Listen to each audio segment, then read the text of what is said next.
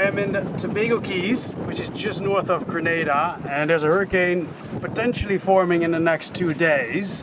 So tomorrow is going to be a lot of wind. There's quite a lot of wind today, so it will be quite difficult to lift the anchor, but it has to be done. I'm heading north to just try to get away from it as far as I can.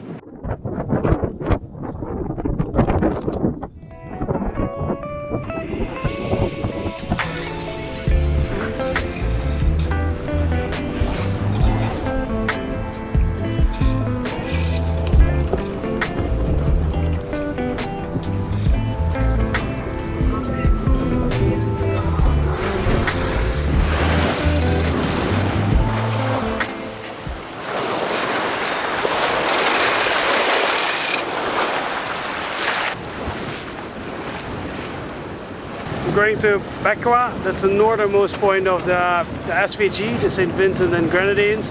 And tomorrow morning I'll see what the new weather forecast is and see if I go more north or not. This is also all new to me. I've never been in these situations, and this just, if I look at the forecast, this just seems like the smartest decision to do. In the future I want to make a system that I can just reef and hire the main from here, because every time going on deck is, you know, feels a bit dangerous sometimes when I'm alone. My autopilot broke again, but now it's something in the mechanics. I don't know, I'll figure it out at the next place. What I wanted to say is, sailing is so much fun once you know a little bit what you're doing. I'm really having a fun day today. It's an upwind sail, but the waves are quite calm, so that makes it quite pleasant. That over there is Canoeing, also part of St. Vincent and the Grenadines, and it's another 21 miles to Bequa.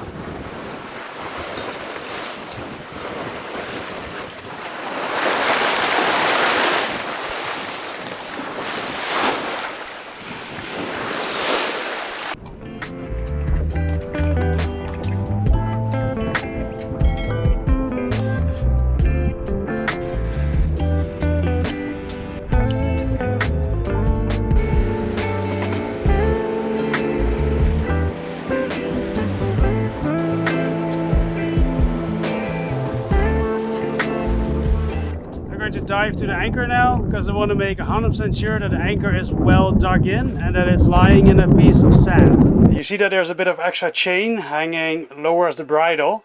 I do that on purpose so that there's a bit of extra weight pulling it down.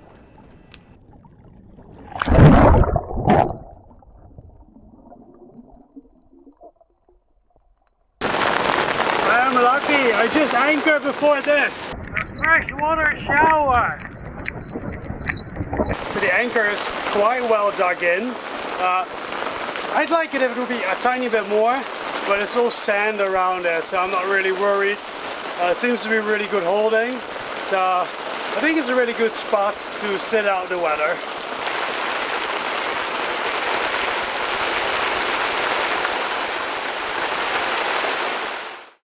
Good morning. It's been quite gusty last night.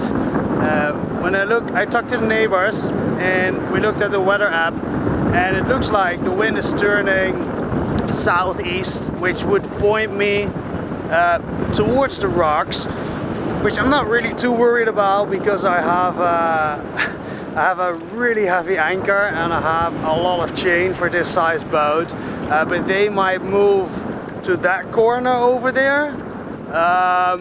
I can only do that if it calms down. With these gusts, I can never pick up the anchor by hand because it's you know, you need a windlass for that. But I'm not worried. But I'm gonna see how it develops. If it's really gonna come from the southeast, if they go and it calms down, I might also move there. Let's see how the day will go. It's not really wind what I'm worried about, but it's a swell, those waves. You know, there's a long distance between the boat and the mountains. So when there's a lot of wind, it still has, it can build up some waves, and then the boat can do that. And in the past, with the smaller anchor, it occasionally janked out the anchor, and then it was clay ground. Clay kept in the anchor, and the anchor wouldn't dig in anymore. But this is sand ground and I have a heavy anchor now, so I'm not too worried, but this is my very first time in this situation. It's moving really fast. In one moment the sky is fully open and then it looks like this.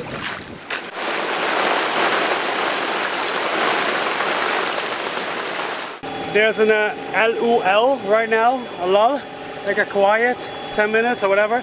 I'm gonna relocate the boat. I just southeast winds pointing towards the rocks. Yeah, when it's dark in the night, it's very scary because you can't really do anything. So I'm gonna park it over there.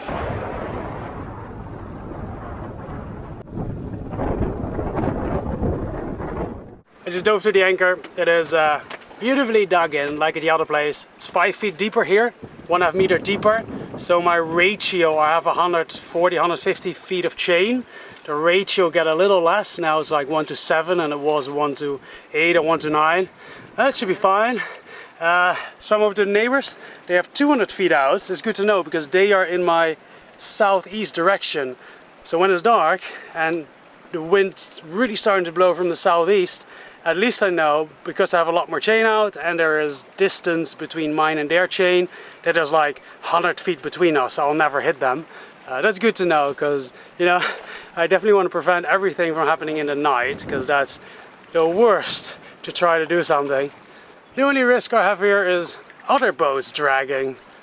There's always a risk. At least when I drag, I have about 2 miles to drag and not 100 feet like I had at the other place. The rain is coming again. At the next lull, when it's calm and dry, I want to go snorkeling. Oh, and I need to try to fix the autopilot. Yeah, I'm not sure if snorkeling is still gonna happen. It's been like, oh, okay. It's been like this for an hour now. I am curious to see how this will continue. I'm just going to keep my anchor screen open so that I can just look at it and see what's happening. I still like to take the engine off and put it on the boat, but I hope it still dries up today.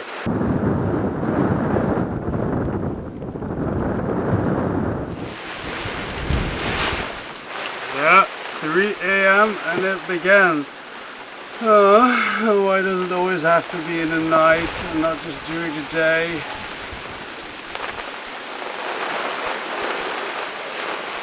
I'm just gonna sit here looking at the anchor watch until it's over.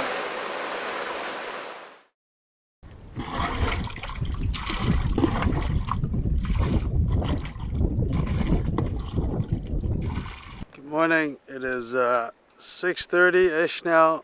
I've been awake between 3 and 4 a.m. Yeah, we're a bunch of gusts between 3 and 3:30, rain, and that was it. Yeah, it's predicted a lot worse. It's looks lovely again now.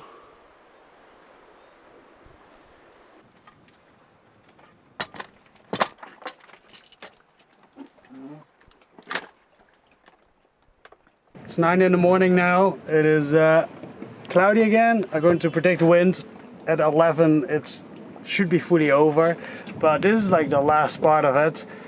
Let's go to town and see how the town looks like.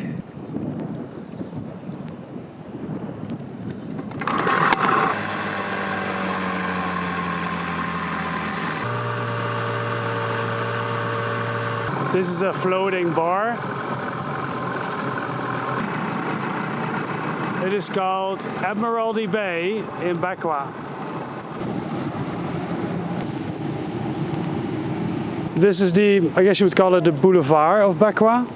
I like the plants in the middle, where they divide, where you can walk and where the cars go.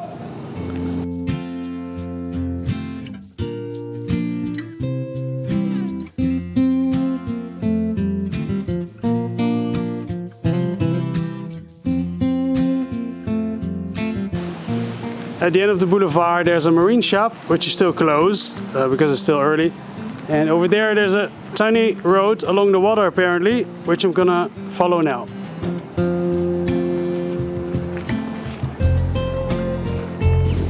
there are two bars along the waterline. Here's the whalebone bar, and over there is the second one.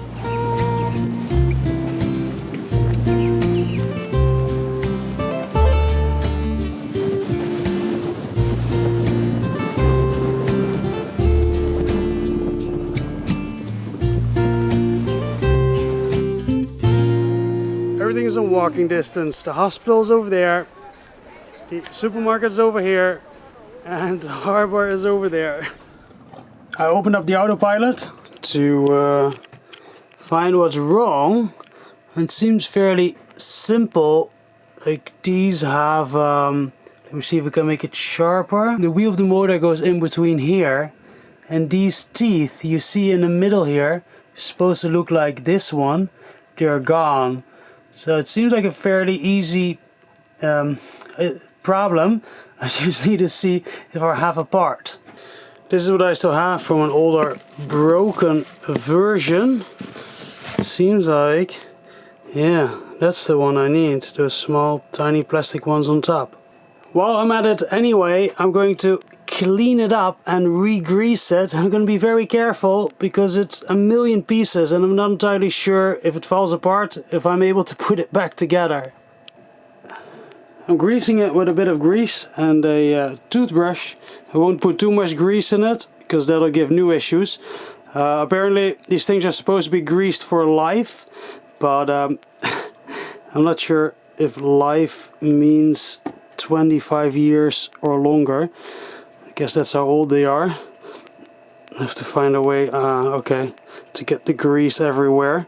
Hopefully that will solve a bit of the squeaking that it does. Let's test it. Autopilot on. And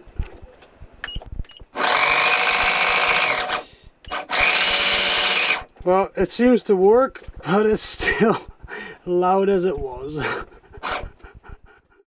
It's supposed to be nice snorkeling here. Let's check it out.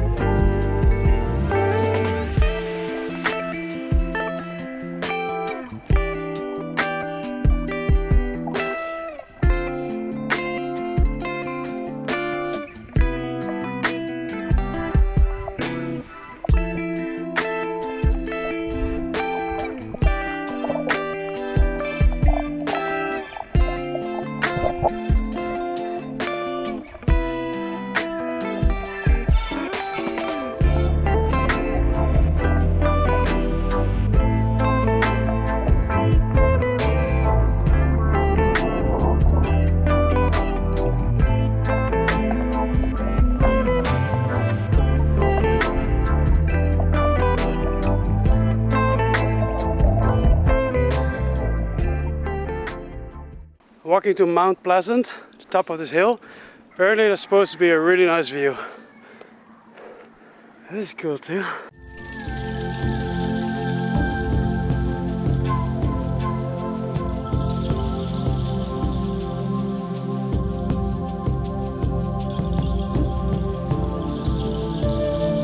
The highest point is locked by gates, sadly, with telephone poles.